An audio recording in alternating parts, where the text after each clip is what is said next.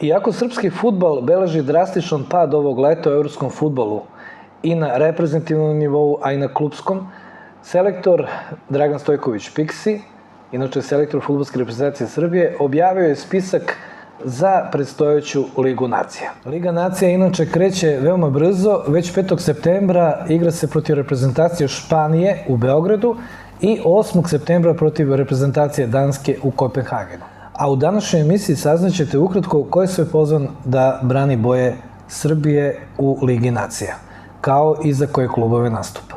Vi gledate fudbalski podcast Fudbal više od igre.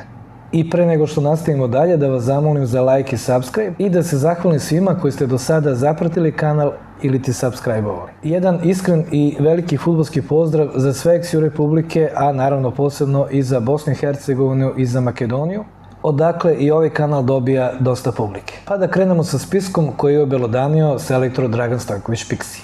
Golmani: Predrag Rajković, Al Ittihad, Đorđe Petrović, Chelsea, Aleksandar Jovanović, Partizan, Marko Ilić, Crvena zvezda.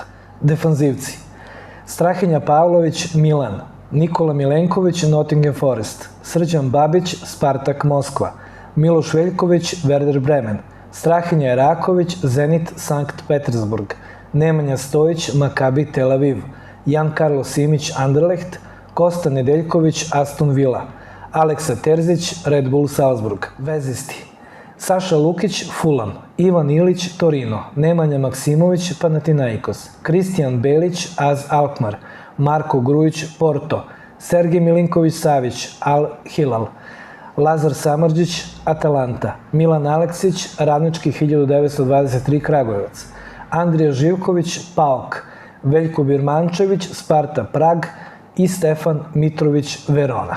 Napadači: Aleksandar Mitrović, Al Hilal, Dušan Lahović, Juventus, Luka Jović, Milan, Petar Ratkov, Red Bull Salzburg i Mihajlo Ivanović, Vojvodina. Kao što ste mogli da primetite, nema nekih standardnih igrača koji su igrali, nema Kostića, nema Tadića, nema golmana Vanje Milinković Savića, ali zato imamo dosta mladih igrača koji su već sa 18 godina ugrabili mesto reprezentacije. Među njima su Jan Karlo Simić i Kosta Nedeljković, kao i igrač Radničkog iz Kragujevca Milan Aleksić. Takođe ima i igrača iz naše lige, iz Partizana, iz Crvene zvezde, eto iz Radničkog, iz Kragujevca i iz Vojvodine. A pošto se bliži prva utakmica i to već 5. septembra u Beogradu protiv aktualnog prvaka Evrope reprezentacije Španije, ostaje samo da se nadamo da će možda Lamine Yamal ostati kod kuće zbog nekog domaćeg zadatka, inače će našim reprezentativcima upravo biti veliki domaći zadatak.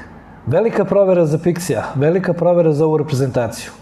Da li će upravo u ovom dvomeču Piksi vaditi to vruće kestenje srpskog fudbala, koji ovog leta i nije baš sjajan?